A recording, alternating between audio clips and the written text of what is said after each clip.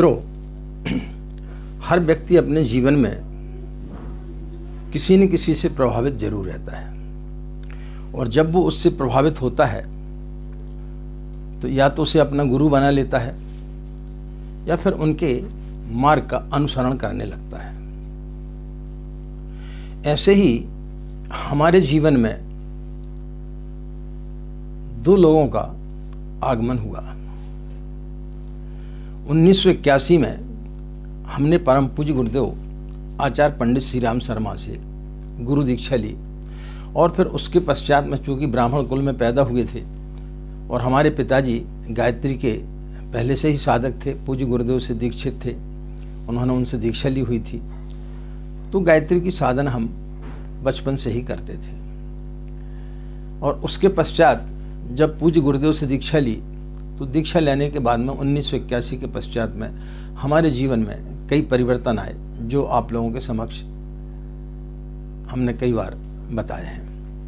लेकिन उसके पहले हमने किसी से दीक्षा तो नहीं ली थी, लेकिन हाँ, हम प्रभावित जरूर थे और प्रभावित थोड़े बहुत भी नहीं, बहुत ज़्यादा प्रभावित थे। हम किन से प्रभावित थे? ओशो से। ओशो हमारे जीवन का एक अहम अंग थे। उस समय जब हम कॉलेज में पढ़ा करते थे तो ओशो हमारे जीवन में काफ़ी महत्व रखते थे और आज भी रखते हैं। तो आज के लिए ओशो के बारे में चर्चा करेंगे कि ओशो से हम किस प्रकार से उनसे हमारा प्रेम बढ़ा, उनसे हम किस प्रकार से जुड़े और किस हद तक हम उनसे जुड़े हुए हैं। तो इस वीडियो के माध्यम से आज हम आपको यह जरूर बताने के लिए जाएंगे। और यदि आप सुनना चाहते हैं, आप जानना चाहते हैं हमारे जीवन के बारे में, तो इस वीडियो को जरूर सुनें कि ओशो हमारे जीवन में क्या महत्व रखते हैं। राधे राधे, जय श्री कृष्णा, नमस्कार। मैं आचार्य पंडित गिरीश बारोलिया, गायत्री महामंत्र। ओम भूर्भुवः स्वः तत्सवितुर्वरेण्यं भर्गो देवस्य धीमहि धियो यो नः प्रचोदयात्।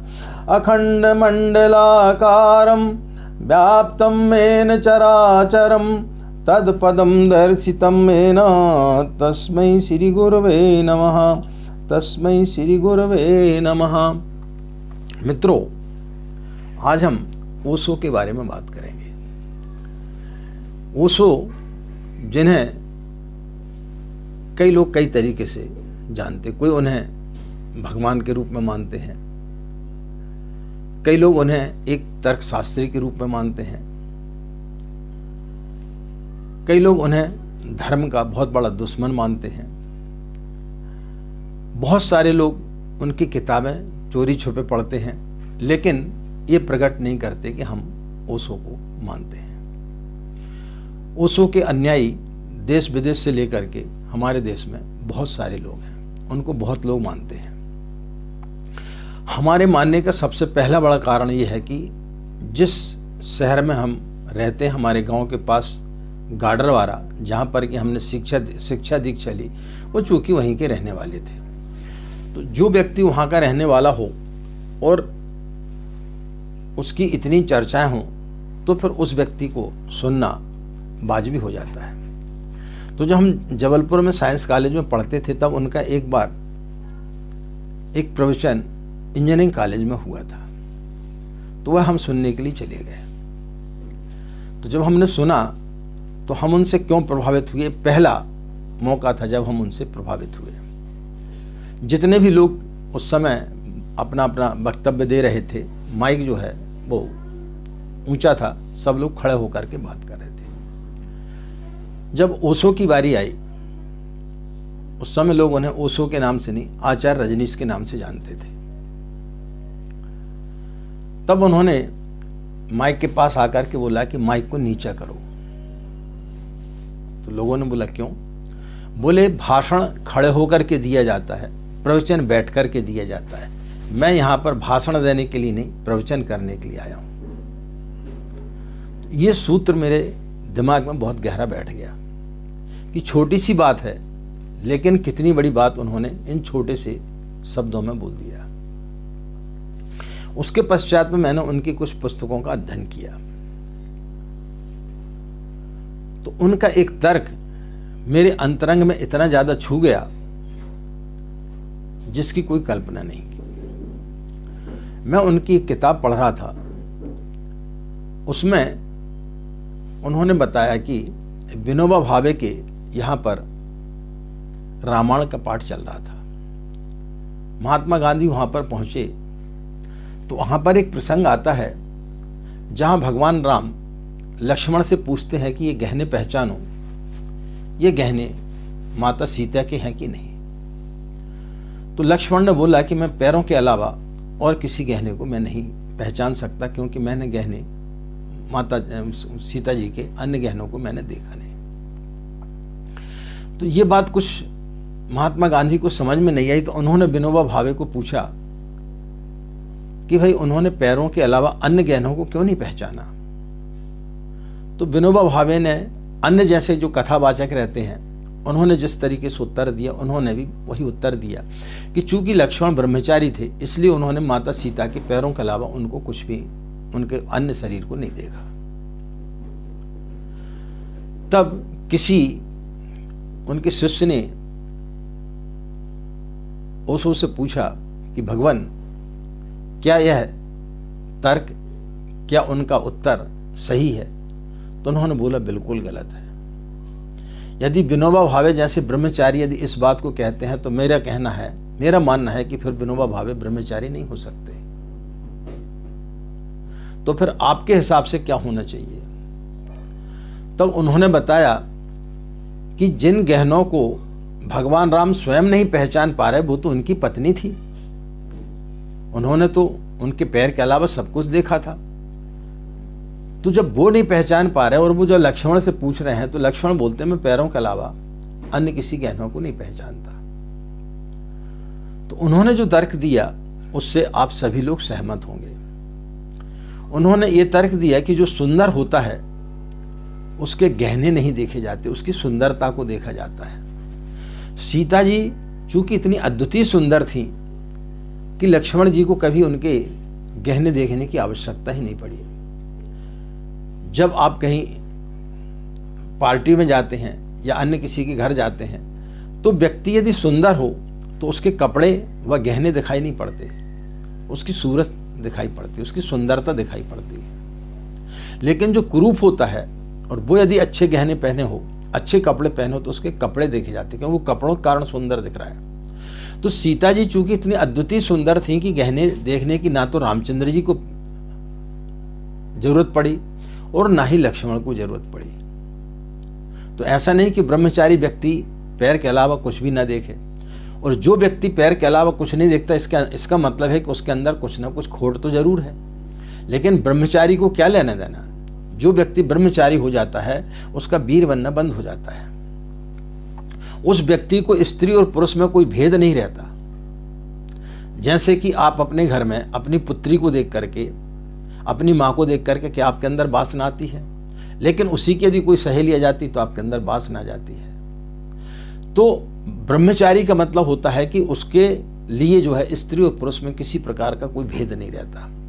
तो ना तो चूंकि सीता जी इतनी सुंदर थी, ना तो वो उन गहनों को ना तो रामचंद्र जी पहचान पाए और ना लक्ष्मण पहचान पाए। अब पैरों के गहने इसलिए उन्होंने पहचान लिए कि सुबह शाम जो है वो सीता जी के चरण स्पर्श किया करते थे, और जब चरण स्पर्श किया करते थे तो पैर तो इतनी खूबसूरत चीज होती नहीं है, इसलिए वो पैर के गहने उनको दिख गए और पैर के गहने उन्होंने पहचान लिए। इस प्रकार का तर्क वो दिया करते थे कि तर्क से उनके तर्क को काटना बड़ा मुश्किल हो जाता था। तब मैं उनसे प्रभावित हुआ कि वाकई में कितनी बेहतरीन चीज उन्होंने बोली है। दूसरा, मैं उनकी एक किताब पढ़ रहा था, उन्होंने बताया कि मैं, चूंकि वो काफी मेधावी छात्र थे और उनको छात्रवृत्ति मिलने वाली थी, उस समय छात्रवृत्ति बच्चों को मिलना बहुत बड़ी बात होती थी। तो उनका शिक्षक उन्हें बहुत प्यार करता था और वो खड़ाऊं और धोती कुर्ता और दाढ़ी बढ़ाए रहते थे शुरू से ही।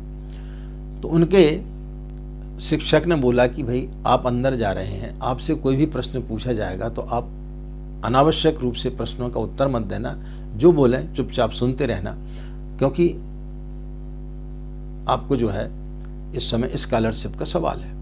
तो उन्होंने बोला जब तक वो सही सही प्रश्न करेंगे मैं सही उत्तर दूंगा, लेकिन यदि कोई उन्होंने इस प्रकार का प्रश्न कर दिया तो फिर मुझे बोलना ही पड़ेगा। बहुत समझाया, ठीक है, ये अंदर गए। जैसे अंदर पहुंचे तो उसमें से एक व्यक्ति ने पूछा कि आप बता सकते आपने दाढ़ी बढ़ाई क्यों है? थोड़ी देर तक तो वो शांत रहे, उसके पश्चात उन्होंने बोला कि क्षमा करना, यह प्रश्न मुझे आपसे पूछना चाहिए। बोले कैसे? बोले मैं आपसे जानना चाहता हूं आपने दाढ़ी कटाई क्यों? मैंने प्रकृति के साथ में किसी प्रकार का कोई भी खिलवाड़ नहीं किया है। मैं जैसा पैदा हुआ, जिस चीज को ईश्वर को बढ़ाना था वो बढ़ाते गया। मेरे बाल बढ़ते गए, मेरी दाढ़ी बढ़ती गई, क्योंकि प्रकृति को उस चीज की आवश्यकता होगी। तो मैंने प्रकृति के साथ में किसी प्रकार का कोई खिलवाड़ नहीं किया। लेकिन आपने दाढ़ी कटाई क्यों, आप ये बताएं। आपने दाढ़ी इसलिए कटाई ताकि आप और सुंदर दिखें, आपका चेहरा स्पष्ट दिखाई दे, तो आपने दाढ़ी कटाई क्यों? सभी लोग निरुत्तर रह गए। तो इस प्रकार के वो तर्क दिया करते थे। उन तर्कों को लेकर के मैं धीरे धीरे उनसे प्रभावित हुआ और फिर उनके साहित्य का मैंने, उनके वीडियो का मैंने अध्ययन प्रारंभ किया। जबलपुर में जब तक मैं रहा, उनका जो भेड़ाघाट जब हम जाते हैं, मेडिकल कॉलेज जाते हैं, उसके रास्ते में उनका आश्रम पड़ता है। उस आश्रम के बाजू में एक बहुत बड़ी शिला है और उसी के बाजू में शमशान घाट है। उस शिला पर वो लेट करके ध्यान किया करते थे। तो उस शिला पर भी कई बार मैं गया और कई बार लेट करके मैंने भी वहाँ पर ध्यान किया और उस आश्रम में भी खाना वगैरह भी खाया। उसके पश्चात जब मैं रायपुर में आया तब फिर उनके कुछ मैंने शिविर भी अटेंड किए। लेकिन मेरे बहुत सारे मित्रों ने उनसे दीक्षा ली, लेकिन मैंने दीक्षा के लिए पूना कभी नहीं गया और मैंने उनसे दीक्षा नहीं ली। पता नहीं क्यों, क्या था, लेकिन कभी इस प्रकार की ये कहने चाहिए कि मैं हिम्मत नहीं जुटा पाया कि उनसे दीक्षा ली जाए, क्योंकि उस समय उनका काफ़ी विरोध भी था। लोग उनके चाहने वाले भी थे, विरोध भी करने वाले बहुत थे। हाँ, लेकिन उनका मेरे जीवन में बहुत ज़्यादा प्रभाव रहा है और उनकी जो शैली है किसी भी बात को समझाने की, वो किसी न किसी प्रसंग के माध्यम से, कोई छोटी छोटी कहानियों के माध्यम से वो अपनी बात को समझाते हैं। तो ये मेरे जीवन में एक बहुत ज़्यादा गहरी छाप छोड़ गई। तो जब भी मैं अपनी किसी भी बात को बोलता हूँ, मेरे जितने भी वीडियो आप देखेंगे उसमें कोई न कोई प्रसंग आपको जरूर मिलेगा। मैं प्रसंगों के माध्यम से 80% वीडियो में आपको प्रसंग जरूर मिलेंगे। छोटे छोटे प्रसंगों के माध्यम से मैं अपनी बात को समझाने का प्रयास करता हूँ। यह मैंने उनके प्रवचनों के माध्यम से सीखा है। अब वो प्रसंग किसी के भी हो सकते, चाहे ओशो के हों, आचार्य पंडित श्री राम शर्मा के हों या अन्य किसी के हों, क्योंकि प्रसंग तो ऐसे हैं कि ढेर सारे हैं। आप जितने भी शास्त्र पढ़ेंगे आपको एक से एक प्रसंग मिलेंगे। तो इन प्रसंगों के माध्यम से कहीं महाभारत का प्रसंग कोई लेता है तो मैं रामायण का प्रसंग हो या किसी भी चीज़ का प्रसंग हो, लेकिन मैं अपने तरीके से उन प्रसंगों को वहाँ पर जिस चीज़ के लिए हम बोल रहे हैं वहाँ पर उस प्रसंग को फिट करना, उस प्रसंग के बारे में के द्वारा समझाना, ये थोड़ी सी एक कठिन समस्या होती है। तो वो जरूर मेरे को पूज्य गुरुदेव ने दी है कि मैं उन प्रसंगों के माध्यम से फिर लोगों को समझाता हूँ कि उन प्रसंगों को वहाँ पर किस प्रकार से जोड़ा जाए। तो ये ईश्वर ने जरूर एक कला दी है, तो उस आधार पर मैं करता हूँ। तो ओशो से निश्चित रूप से मैं बहुत ज़्यादा प्रभावित हूँ और उनके मैंने बहुत सारे साहित्य पढ़े हैं। शायद ही कोई साहित्य होगा जो मुझसे अछूता हो, और जब कभी भी समय मिलता है तो मैं निश्चित रूप से उनके प्रवचन भी सुनते रहता हूँ। तो ओशो आज के जीवन में जैसी उनकी मृत्यु हुई उसके पश्चात लोगों की और संख्या बढ़ी, उनको चाहने वालों की, और आज से 40-50 साल के बाद में निश्चित रूप से एक ऐसा समय आएगा जब लोग ओशो को समझेंगे, क्योंकि उन्होंने हर चीज़ को, हर भ्रांतियों को बहुत ज़्यादा तोड़ा है। तो उन भ्रांतियों को तोड़ते समय कई लोग का दिमाग जो है वो पूरा हिल जाता है, जैसे कि मैंने आपको पहला उनका एक तर्क बताया। इसी प्रकार से वो बोलते हैं कि जब मैं बुद्ध के और महावीर के बारे में बात करता हूं तो कृष्ण को समझने वाले, कृष्ण को चाहने वाले मेरे को सुनने के लिए ना आए, क्योंकि जब मैं बुद्ध और महावीर की बात करूंगा तो वहां पर जो है गोपिकाओं का होना मुश्किल है। वहां पर मैं ब्रह्मचर्य की बात करूंगा, वहां पर मैं अनुशासन की बात करूंगा, वहां पर मैं त्याग की बात करूंगा। लेकिन जब मैं कृष्ण की बात करूंगा तो कृष्ण की बात बगैर गोपिकाओं की पूरी नहीं होती है। कृष्ण को समझना है तो वो पूर्ण है। जो व्यक्ति पूर्ण है उसको समझने के लिए बहुत गहरी बुद्धि चाहिए, उसके लिए बहुत क्षमता व्यक्ति चाहिए कि ऐसा नहीं कि गोपियों की बात करें तो कृष्ण गोपियों में है, नहीं। लेकिन वहाँ पे गोपियों का प्रसंग जरूर आएगा, फिर आप मुझे नहीं समझ पाएंगे। इसलिए जो जिस चीज़ को मानता है उसी प्रवचन को मेरा सुनने आए, अन्यथा आप मुझे नहीं समझ पाएंगे। ऐसे थे ओशो। तो ओशो का जीवन एक रहस्यमय पूर्ण जरूर रहा है, लेकिन ओशो जैसे व्यक्ति इस संसार में कई करोड़ों वर्षों के पश्चात ही पैदा होते हैं जो इतनी बड़ी क्रांति करते हैं। उन्होंने अपने जीवन में हर क्षेत्र में इतनी बड़ी क्रांति की है। उन्होंने सभी लोगों को एक प्रकार से उनको आईना दिखाने का काम किया है कि आप धर्म की बात करते हैं, आप राजनीति की बात करते हैं, आप सेक्स की बात करते हैं, आप किसी की भी चीज़ की बात करते हैं, तो आप पहले उस चीज़ को समझें। तो वो चीज़ जो बताते थे उस चीज़ को यदि आप समझेंगे, उनको यदि आप पढ़ेंगे, तो आपको समझ में आएगा कि ओशो वाकई में कुछ समय के पश्चात में एक समय ऐसा आएगा कि लोग उन्हें भगवान का भी दर्जा जरूर देंगे। लोग उन्हें भगवान तो मानते हैं, लेकिन लोग जो अभी चोरी छुपे पढ़ते वो भी फिर उनके साहित्य को पढ़ेंगे जरूर। तो ओशो मेरी नज़र में कोई साधारण व्यक्ति नहीं थे, बहुत ही अद्वितीय एक क्रांतिकारी व्यक्ति थे, जिन्होंने समय के पूर्व, बहुत पूर्व, 100 साल पूर्व कुछ इस प्रकार की बातें कर दी कि जो उस समय लोग डाइजेस्ट नहीं कर पाए। लेकिन 100 वर्ष के पश्चात में उनकी बातों को लोग निश्चित रूप से समझेंगे और उनको पढ़ेंगे और उनका अनुसरण करेंगे। तो ओशो मेरे जीवन में बहुत ज़्यादा महत्व रखते हैं। लेकिन पूज्य गुरुदेव से जुड़ने के पश्चात में मेरा आध्यात्मिक जीवन एक अलग हो गया। लेकिन ओशो ने भी जो भी चीज़ बताई है, चाहे वो ध्यान की चीज़ हो, अध्यात्म की चीज़ हो, उन्होंने अपने हर प्रवचन में ईश्वर की ही बात की है। उनकी बात अंततः ईश्वर के पास जाकर ही समाप्त होती है। तो हर एक व्यक्ति अपने अपने तरीके से बताता है। जैसे आप किसी पहाड़ी पर कोई देवी का मंदिर है तो कोई रैंप पे जाता है, कोई सीढ़ियों से जाता है, कोई किसी चीज़ से जाता है, लेकिन स्थान एक ही है, स्थान पर एक ही जगह लोग पहुंचते हैं। तो सबका अपना अपना बताने का तरीका होता है। पूज्य गुरुदेव जिसने कि स्वयं गायत्री का साक्षात्कार किया, और जो व्यक्ति किसी चीज़ को देख लेता है तो वो बड़ी साधारण भाषा में बात करता है। तो जिस व्यक्ति ने जिस चीज़ को पा लिया वो बड़ी साधारण भाषा में बात करता है। तो पूज्य गुरुदेव ने जितनी भी किताबें लिखी हैं, जो कुछ भी लिखा है, वो अपने व्यक्तिगत अनुभव के आधार पर लिखा है।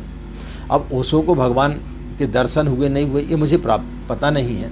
हाँ, लेकिन पूज्य गुरुदेव के बारे में इतना कह सकता हूँ कि उन्हें माँ गायत्री का साक्षात्कार हुआ, और उनके प्रवचन इतने सरल होते हैं, उनकी बातें इतनी सरल होती हैं जो अंतर तल तक पहुँच जाती हैं। क्योंकि जिस व्यक्ति ने किसी चीज़ का अनुभव किया हो और जब वो उन चीज़ों को बताता तो बड़ी सहज भाषा में बताता, वहाँ पर लटके झटके वाली बात नहीं रहती है। तो पूज्य गुरुदेव और दोनों में बहुत अंतर है, धरती आसमान का अंतर है।